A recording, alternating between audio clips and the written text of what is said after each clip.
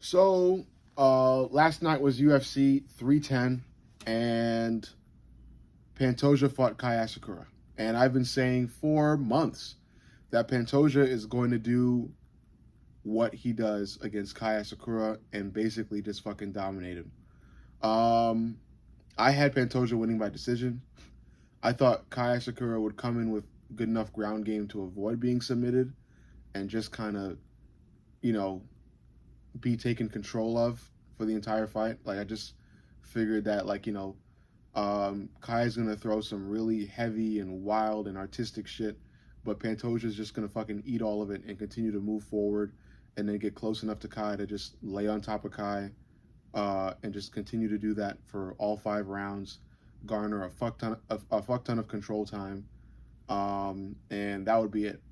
But instead, Kai did come out doing what Kai does, really cool, athletic flying knees, fast, swift striking, and Pantoja came out doing what Pantoja does, which is eating all of that shit and moving forward. But what did surprise me was Pantoja's striking, which was really good and a big improvement from what he did in his previous fight. He was able to tag Kai Asakura a couple times and wobble in one of them. So that was really fucking cool to see. So Pantoja's striking is improving at a steady rate too. So it's just a testament to how dominant Alexandre Pantoja is and has always been. This is what he's been doing to fighters, for a fucking while now. And the UFC needs to realize it and give him his fucking respect. I am very pissed off that Pantoja was not given custom shorts for this fight. I think he definitely should have, and I think he should have complained about it. Adding to that, I think the UFC should definitely fucking commercialize Pantoja more because he is very dominant. And maybe it's because not that many people care about the flyweight division, but still, Pantoja has been dominating fighters for a fucking long time, and his chin needs to be given some damn respect too, because that shit has been holding up every single fucking fight, eating devastating shots, and still allowing or giving Pantoja the ability to just keep marching forward. So we all got to give credit to that vibranium chin that Pantoja has. Pantoja also called out Demetrius Johnson after he beat Kai Asakura. So, he called out DJ out of retirement. I doubt that Demetrius Johnson actually comes out of retirement to fight Pantoja. Yes, it would be a blockbuster fight, but I think DJ is really done. He's just done with the sport. He's done a lot, just a fucking lot in the sport. He is in the GOAT conversation for MMA and UFC in general. He's done it all. I don't think there's a reason for him to come back. I think Pantoja will continue to dominate. I think Pantoja should set his eyes on lapping the flyweight division before making a move to bantamweight. And I think the next fight for Pantoja is Kai Kara-France, because you look at Pantoja versus Steve Erceg, and while Steve Erceg did lose, the fight was kind of semi-close. Steve Erceg had really good striking. Okay, it wasn't that close because Pantoja still did dominate Erceg on the ground, but it was the striking of Steve Erceg that still did look crisp against Pantoja. And for Kai Kara-France to do to Erceg what he did, I think Kai deserves the next title shot. And it's up to the UFC to keep trying to find challenges for Pantoja. And I think at this point, given how strong Pantoja's chin is, the only way to challenge him is to keep sending him powerful fighters, like fighters powerful enough to try and crack that chin or have a good chance at cracking Pantoja's chin. Because once Pantoja's chin goes, I feel like his career goes. Because Pantoja's fighting style, 1,000%, 1,000% is dependent on his chin. It's 1,000% dependent on his chin. So, once Pantoja's chin is finally cracked, or once it comes to its expiration date, Pantoja himself will come to an expiration date. Because, like I said, for Pantoja to win a fight, he's got to eat like so many fucking shots to the chin and to the body as well.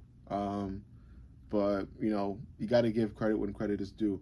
Pantoja is made out of fucking titanium, and the only way to keep testing him is to send Kai Kara-France's way. Kai Kara-France is a monster at flyweight. He's got a fuck ton of power, and if it's able to connect on his opponent, a lot of the time his opponents are going to sleep.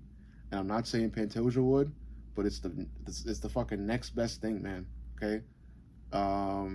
Yeah, it really is, because Pantoja is fucking lapping the division and beating so many fucking fighters, 2, sometimes 3 times over. So send Kai Kara-France his way. If Kai Kara-France can't get it done, send anybody from the fucking flyweight division and just let Pantoja lap the division before he moves on to bantamweight and tests his luck there, because it'll be really interesting to see how Pantoja does at a higher weight class.